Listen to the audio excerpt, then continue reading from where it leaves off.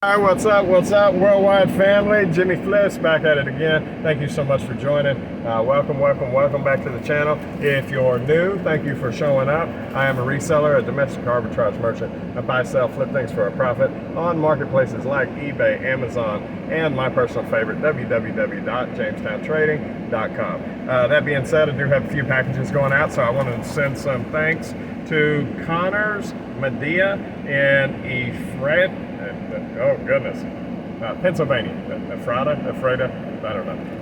Either way, thank you so much for your package. I had two packages going out to Muriel Flavius in Kings Hill, Virgin Islands. So that's always super cool when they're leaving the continental U.S. So, and then, oh goodness, I'm glad that's apparel, not anything breakable, because it just hit the floor. Also, Bob Finn from Healdsburg, California, and Mark Bolton from Chester, South Carolina. So, a few packages going out, decent money, nothing great. I am a part-time reseller. I could not afford to, at this point, couldn't afford to support myself on the business that I do make. But I definitely am eliminating bills every day from my efforts. So super happy about that. Let me see where we're at. Yeah, what is it? 3 pairs of pants, another singing fish, a fish puzzle, and some more. Let's get them out of the sun for as long as possible. Some more of those pumpkin spice morsel chips.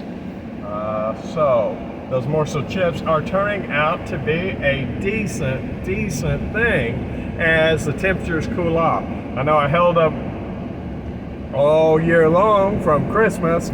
Everybody had gotten tired of pumpkin spice till now. But my brother is up north today. By the way, today is Wednesday, I think the 30th. So, if you're just joining me today, awesome. If not, my brother's up north. He mentioned 60-degree weather. Currently, as it sits, we're running about 95 here in Texas. So, I look forward to cooler weather. So yeah, some packages going out. I have basically stopped buying at the moment because I cannot list as fast as I can buy. Now, one advantage to Amazon is that I can list the stuff while I'm standing in line and generally get everything listed from these stores before I ever leave the store. Now that creates some confusion, cataloging it into the system or where it is if it sells rather quickly. But I do have totes for uncatalogued merchandise. I do have totes for uncatalogued Amazon merchandise. So if I sell it on Amazon and it's not cataloged into my system, then it should be in those totes. It definitely narrows it down from the 40 plus totes that I have to 1 or 2. That system kind of works, pretty well works.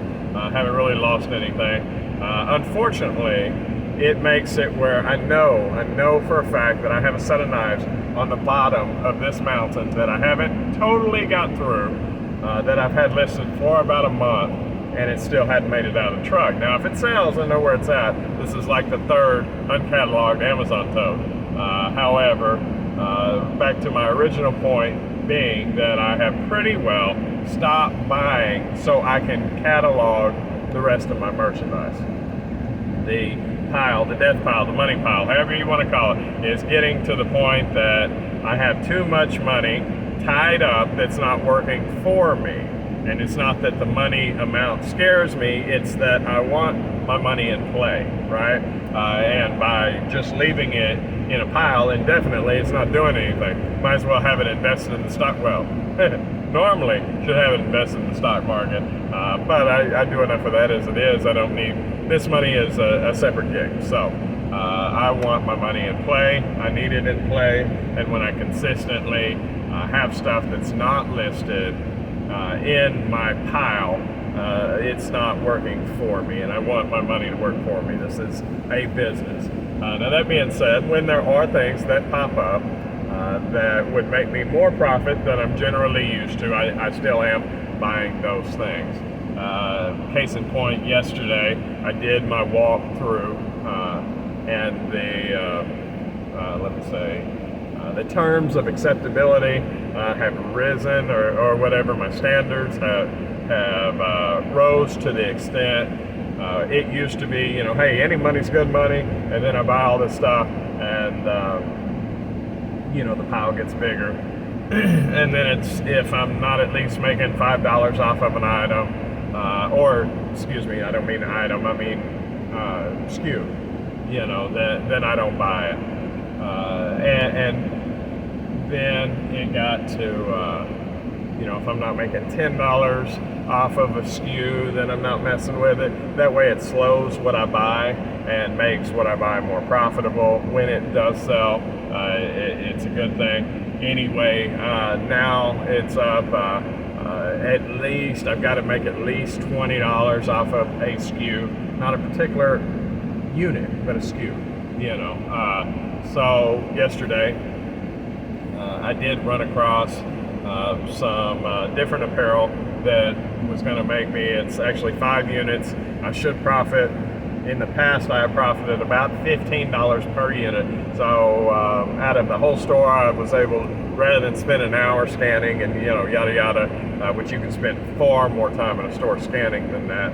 But I try to get in and out in at least an hour, and which is general. I'm getting sidetracked. Long story short, I was in and out of the store in less than 30 minutes and found $75 worth of product, which is one listing, and I'll have to package it 5 times, but it's only one listing, so that saves time over a whole bunch of different SKUs that I make, $4 or $5 a piece off of. I've got to list 15 things to make 75 bucks. Listed one thing, we'll have to package 5 things, but it's $75. So in 30 minutes, that's pretty decent. If that threshold of acceptability, if that parameter still increases my death pile, one, the death pile is getting more profitable to dig through, but 2, the threshold will just keep rising, which will make it more and more profitable. I generally get listed the most profitable items at first, which means the least profitable items just stay there. So like I say, I pretty well stopped buying so I can get a handle on some of those smaller items. Ultimately, I would like to do away with smaller items, but case in point, by having a death pile, I guess, I am doing away with smaller item counts, Now that being said, if there's 10 units that I'll make $2 a piece on, I'll still go ahead and buy that. So that's what I mean by $20 per SKU. So super excited that one, these packages are going out today, but 2, that pile is becoming more profitable. 3, I do look forward to getting through that pile soon and get it all listed up. I know a couple videos back I told y'all I had ran out of totes. I think I have, and I only bought, I think 6. I think I have 3 left. Let me drop off these packages. I'll be right back. All right, so got that done. I don't know that I talk dollars. That kind of makes me uncomfortable, but I know that's like I'm trying to figure out where the value that I instill into this deal. Do I show newer resellers how? Am I recording? Yep. How to resell? I know there's guys that are doing that.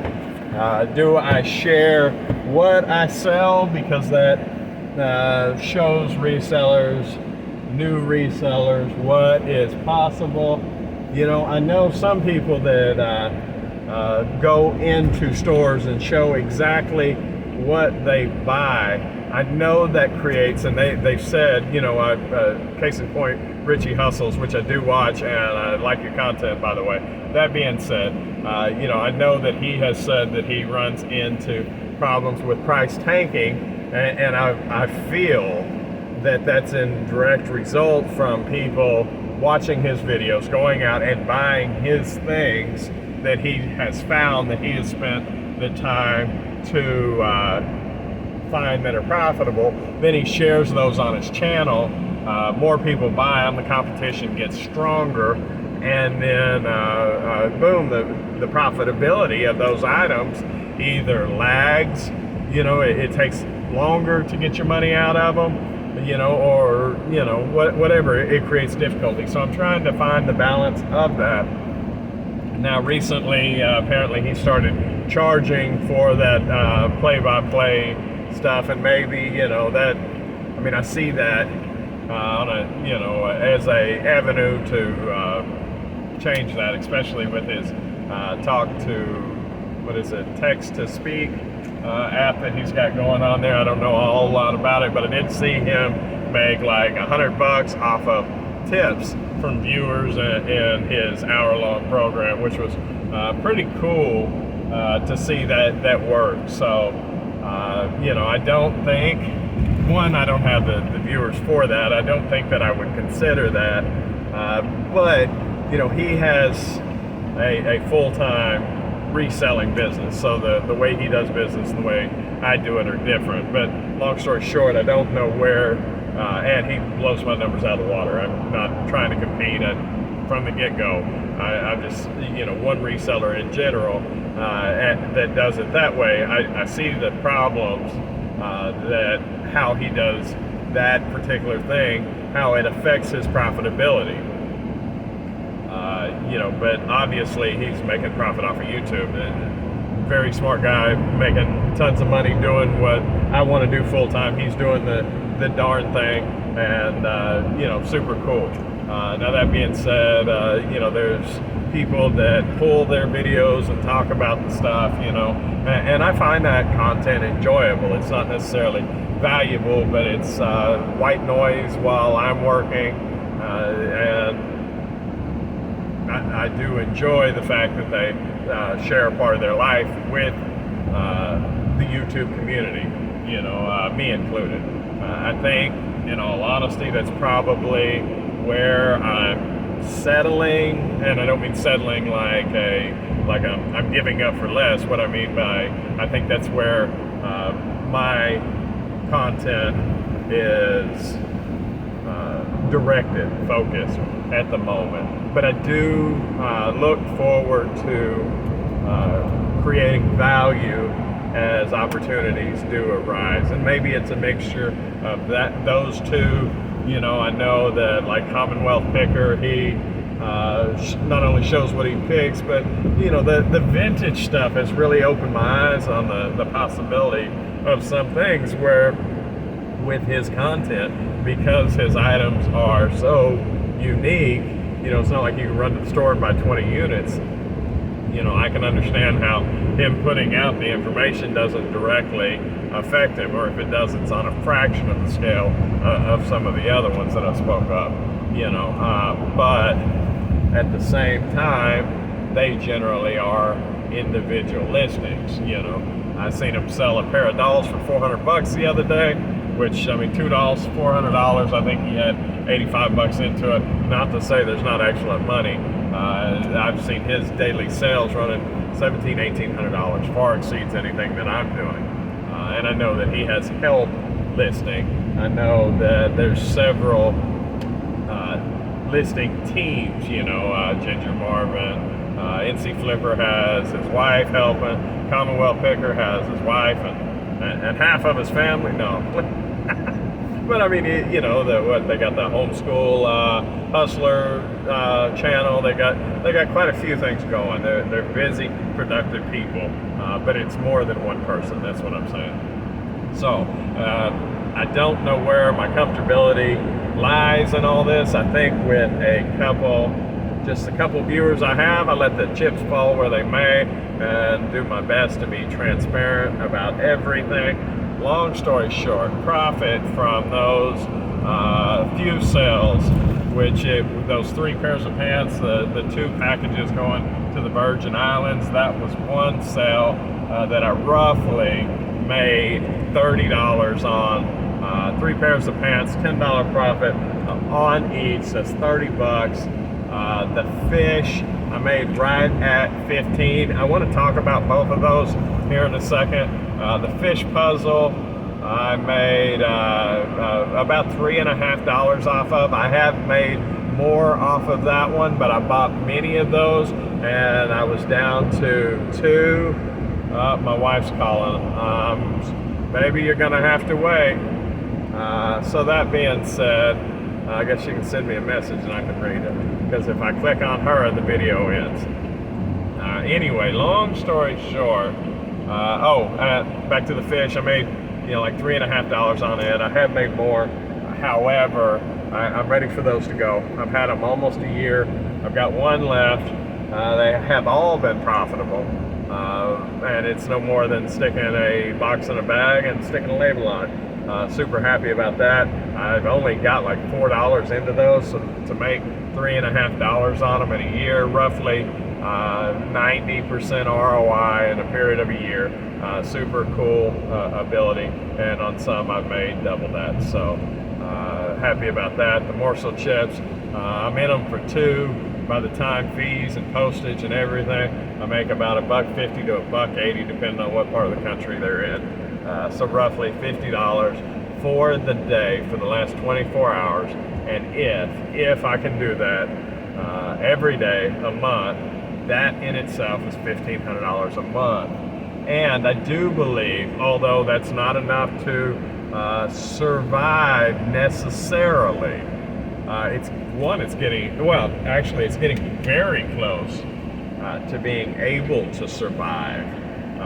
More so, what that amount is capable of is allowing most people to survive with even a minimum wage job. And there's nothing wrong with a minimum wage job. I'm just saying, at the bare minimum, 40 hours a week plus $1,500 a month allows most people with a conservative lifestyle the ability to pay their bills. So super happy about that.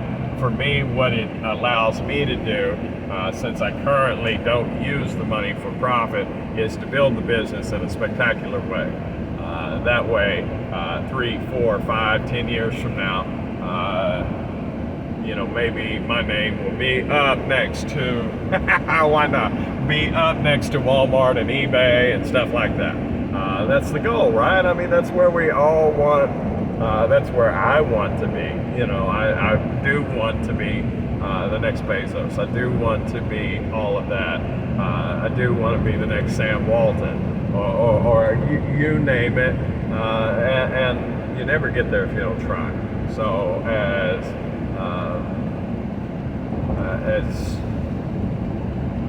no, that's not the right word.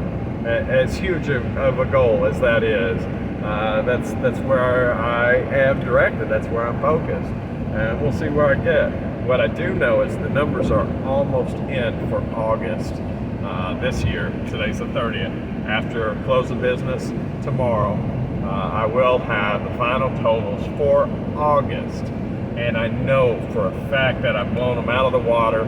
I don't want to speculate, although I have an idea. I don't want to speculate on how many times over year, but I can't wait to share that information with you. I know at the current point, I am at 36,000, I believe, $700 of listed and sold within the last 30 days. So roughly, my understanding now of that metric is you take what I have in the inventory and you take what I have sold, a mixture of both equals that number. and I use that to gauge not only my sales but also what I'm keeping in tow. And I would much rather have all that sold, but it will one day. As far as my actual sales, this week actually the number has started to drop a little bit. Over the weekend I didn't get hardly anything, but my number is that number. I can't take it directly from eBay because you know these fish that I'm selling are off of Amazon. You know, the wrestling ring that I sell is on Amazon. You know, my Amazon sales are up like 75% month over month. So, I mean, I could add the two and bring you that number. Maybe that's what I need to do. But I don't, at the end of the day, don't think it's, I don't know that it's relative. You know, I don't want it to come off bragging. I do want it to, in some form, the level be there for when I look at it a year from now. You know, but there you go. A year ago started with $3,000 roughly, and now to have what I have now is huge. Now I have leveraged myself at the moment a couple thousand extra dollars, so I'm about 5,000 in to making this happen. However, it's not that I'm very pleased with where I'm at. I have had to spend a significant amount of that, you know, on website, on shelves, on totes. You know, I got $1,000 worth of totes lined up now, you know, roughly. So it's not all inventory where that money goes, but I am super happy to see it grow. I think that I've talked about enough for this video. It's definitely, I think, longer than most. But I think we're going places. I am at the moment going to see my dad. Super cool, take him out to lunch. And if there's any time, go back to the county and check to see about Chrissy's snow cone stand, which is something I've really wanted to do. Not enough to wake up super early and catch the county before I go see Dad. But hopefully with any luck, maybe I'll get back there today. If not, you know, there's next week. We've got a long time before 2023. That being said, it will be a tight fit financially to fit all of Chrissy's snow cone needs into my pocketbook by 2023. I am looking at about 15 grand roughly that I have to be able to pull out of Jamestown by 2023 in order to start Chrissy's. And it's all my LLC. I mean, you know, the money's fluid there, but I'm just saying it's a lot. So if I can get close, I'm sure my personal accounts can what do you call that? Owner equity, the money in. But I'd like to have one business fuel the other. I hear it's not recommended to have two startups at once. I keep hearing this one infomercial shows up commercial shows up on YouTube about a guy talking about how he started two startups at one time and how it didn't end up well. You know, but I started one last year. I'm starting another one next year. So it's not like I'm starting two at once. And Chrissy believes that she can help. It's definitely a operational business rather than this one, which is more of a hands-on kind of deal. You know, that's one that I set in motion and oversee the operations of, you know, hire in, call it what it will, set it up, and then let it roll, not entirely on its own, just more automatable. And still haven't looked up that word to see if that's real or if that's something that I just connected together. But I do believe that that's the way that'll roll. I don't think it's going to take as much time day to day of my energy and and whatnot to take care of that than what this one does. I do believe both have the ability for me to work a regular job still. That one only lasts a few months a year, and then I get the trailer for the rest of the time of the year with Jamestown. So super stoked about that. I know there's definitely times that I would have benefited from having a trailer in Jamestown's history. Now, I think that's about all that I'm going to release at the moment. There is more news on the horizon. If you made it this far, thank you. Please comment, share, subscribe. Let me know what you think. I don't say that enough, and I know YouTubers, I need to learn how to have a conversation with you rather than just talking to you, I believe. Let me know what you think about that, right? Let me know what you think about the content in general. Let me know what you think about Chrissy's Snow Comes Down. Let me know what you think about how this channel's going. Alright, that is all. I appreciate y'all. I will see you tomorrow. Hopefully I can get this uploaded on a trip to Walmart today where I'm not shopping. Bye.